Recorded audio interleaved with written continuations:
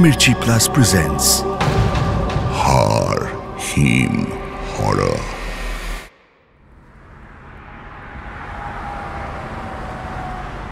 হুগলির এই আরামবাগ ক্যাফের কথা প্রায় কেউই জানে না। না জানার অনেক কারণও আছে। প্রথম কথা, এই ক্যাফের মালিক তার দোকান নিয়ে কোনো রকম প্রচার করেন না। বিজ্ঞাপন তো দূরের কথা, মুখে মুখে বলেও যে তার ক্যাফের কথা সে লোকের কাছে পৌঁছে দেবে, সেই নিয়েও মালিকের কোনো মাথা ব্যথা নেই। আরও একটা বড় কারণ, যেই জন্য এই ক্যাফের কথা প্রায় কেউই জানে না, সেটা হলো এই ক্যাফের বিটকেল ওপেনিং আওয়ার্স। এই আরামবাগ ক্যাফে খোলে রাত 12টার পর।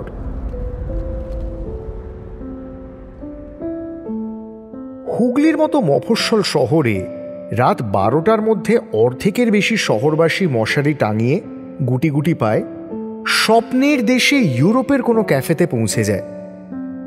কোথায় স্বপ্নে দেখা প্যারিসের কোনো ক্যাফে, আর কোথায় এই নাম না জানা অদ্ভুত আরামবাগ ক্যাফে।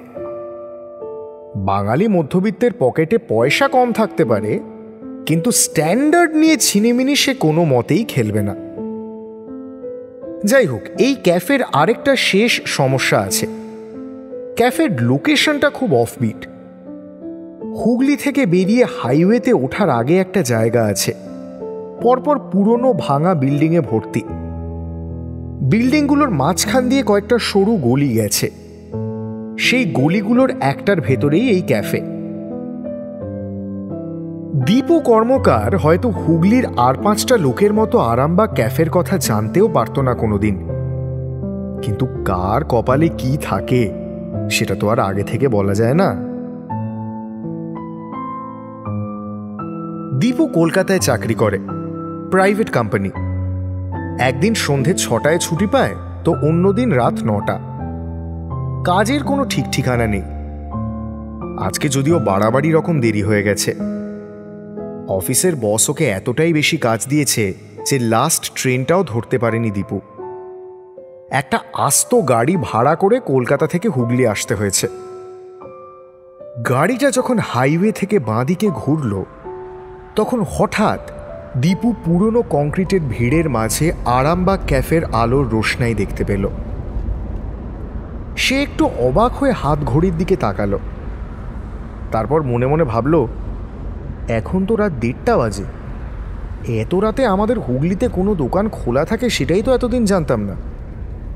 এটা তো দেখছি একটা আস্ত কফি শপ। ইও কি সম্ভব? আমি কি ঠিক দেখছি? অত্যধিক কাজ করে আমার মাথাটা খারাপ হয়ে গেল নাকি?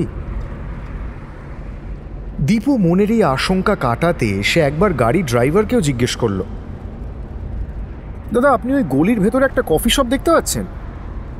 ড্রাইভার উত্তর দিল, হ্যাঁ পাচ্ছি তো, কিন্তু দাদা এই এলাকায় এই সময় একটা কফি শপ খোলা আছে, এটা তো তাজ্জব ব্যাপার।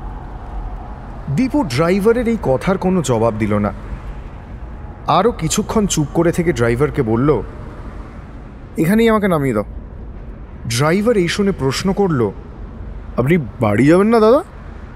না, একটু পরে যাব। এই ক্যাফে যখন খোলা আছে একটা কফি খেয়ে যাই।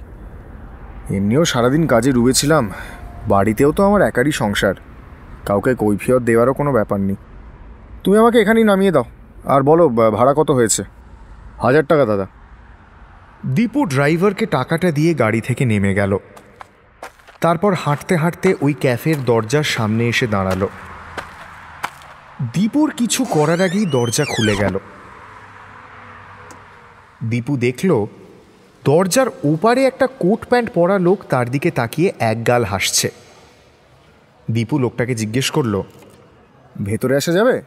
লোকটা উত্তর দিল, নিশ্চয়ই স্যার, আপনাদের সেবা করার জন্যই তো আমরা এই ক্যাফে খুলেছি। আসুন আসুন, ভেতরে আসুন। ভেতরে ঢুকে দীপু দেখল এই ক্যাফেতে আর প্রায় কেউই নেই। ক্যাফের অধিকাংশ টেবিল ফাঁকা, মাত্র 2টো টেবিলে লোক আছে। ওই কোট প্যান্ট পরা লোকটা দীপুকে একটা কোনার টেবিলে বসতে ইশারা করল। দীপু লোকটার কথা মতো ওই টেবিলে গিয়ে বসল। তারপর তাকে জিজ্ঞেস করল, আচ্ছা, এই ক্যাফেটা আগে দেখিনি, আপনারা কি নতুন খুলেছেন? ওই কোট প্যান্ট পরা লোকটা উত্তর দিল, না স্যার, আমাদের দেখতে দেখতে প্রায় 1 বছর হয়ে গেল। আমি এখানকার ওয়েটার। বলুন স্যার, কি খাবেন? একটা দুধ কফি হলে ভালো হয়। নিশ্চয়ই স্যার, তাহলে একটা লাটে নিয়ে আসি। হ্যাঁ প্লিজ, থ্যাংক ইউ। আর এখানে খাবার কি পাওয়া যাবে এখন? আপনি কি খেতে চান বলুন sir? Pizza, sandwich, pasta, anything? আচ্ছা, তাহলে একটা চিকেন স্যান্ডউইচ নিয়ে আসুন প্লিজ। ঠিক আছে স্যার, আপনি এখানেই বসে থাকুন, কোথাও যাবেন না। আমি এক্ষুনি আপনার অর্ডারটা নিয়ে আসছি। এই বলে ওয়েটার প্যান্ট্রির দিকে চলে গেল। কয়েক মিনিট যাওয়ার পর দীপুর একটু অস্বস্তি হতে শুরু করলো। এই জায়গাটায় কিছু একটা গন্ডগোল আছে। সবকিছু ভীষণ চুপচাপ।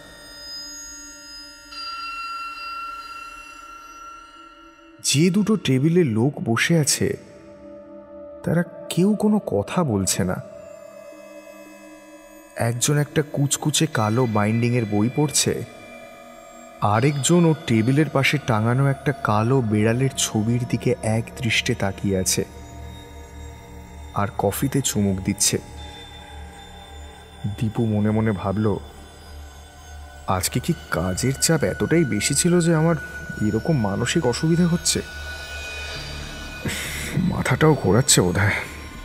যাই একটু চোখে মুখে জল দিয়ে আসি, তাহলে বোধহয় একটু ভালো লাগবে। দীপু নিজের টেবিল ছেড়ে উঠে ওয়াশরুম খুঁজতে গেল।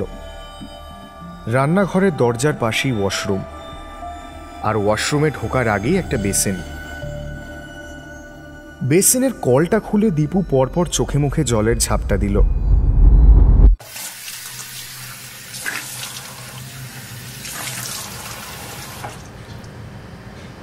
তারপর পকেট থেকে রুমাল বের করে ভালো করে মুখ মুছল।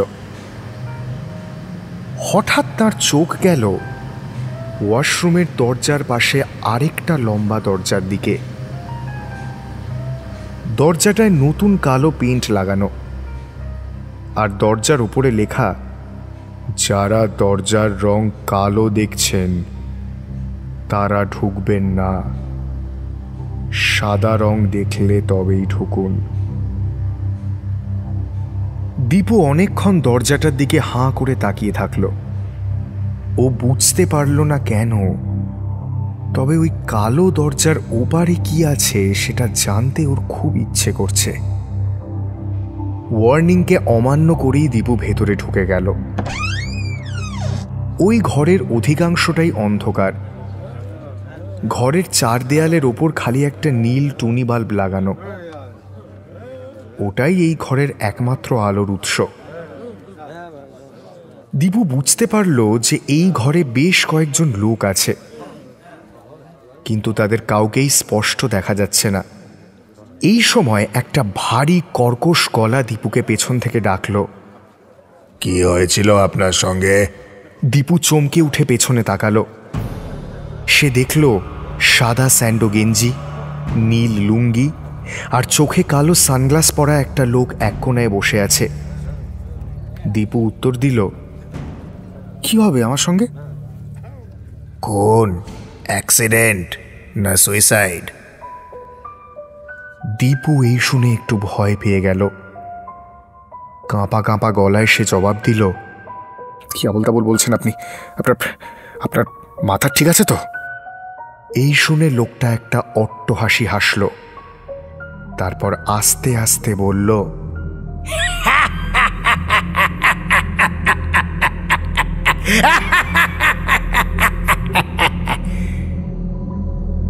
ঠিকই বলেছেন, আমার যা সমস্যা সবই তো মাথায়। আচ্ছা, আমাকে একটা কথা বলুন, বাইরের দরজায় আপনি কি রং দেখেছেন, সাদা না কালো? দীপু একবার ঢোক গিলল, তারপর উত্তর দিল, তো দরজার রং কালো ছিল, কিন্তু কেন, কি হয়েছে তাতে? এটা শুনে লোকটা আরেকবার হাসল। অবিশ্বাস্যভাবে সানগ্লাস পরে থাকা সত্ত্বেও লোকটার চোখগুলো বেড়ালের মতো জ্বলজ্বল করতে শুরু করল। আর কোথা থেকে যেন লোকটার হাতে একটা বন্দুক চলে এলো। দীপুর শরীর ভয়ে ঠান্ডা হয়ে গেল। পেছোতে পেছোতে দীপু খেয়াল করল তার পিঠ ওই দরজায় গিয়ে ঠেকেছে। এবার আর লোকটার হাসি থামানো যাচ্ছে না। সে হাসতে হাসতে দীপুকে বলল,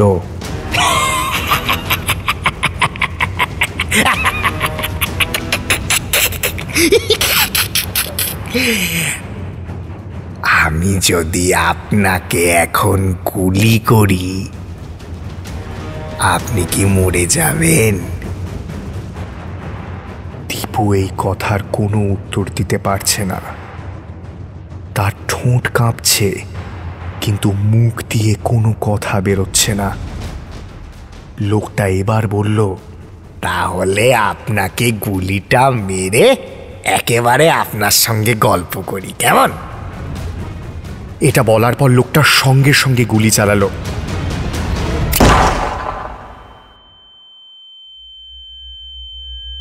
কিন্তু সেই গুলি দীপুর গায়ে লাগলো না।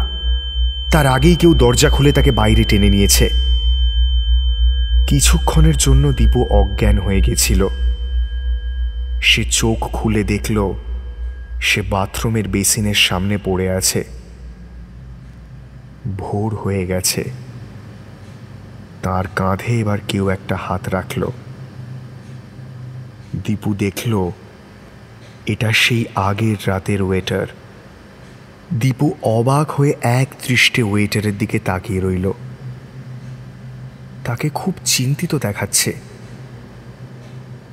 এরপর ওয়েটার আস্তে আস্তে দীপুকে বলল, আমাকে কিছু জিজ্ঞেস করবেন না স্যার, কারণ তার উত্তরে আমি যেটা বলবো সেটা আপনি বিশ্বাস করবেন না।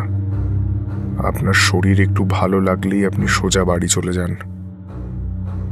দীপু এবার প্রশ্ন করল, ওই লোকটা কে ছিল? ওয়েটার জবাব দিল, স্যার আমি এইটুকু বলতে পারি যে আমি আপনাকে একটা বড় বিপদের হাত থেকে বাঁচাতে পেরেছি। আমাকে দয়া করে আর প্রশ্ন করবেন না। ওই গুলিটা আপনার গায়ে লাগলে আপনি আর কোনোদিন ওই ঘর থেকে বেরোতে পারতেন না।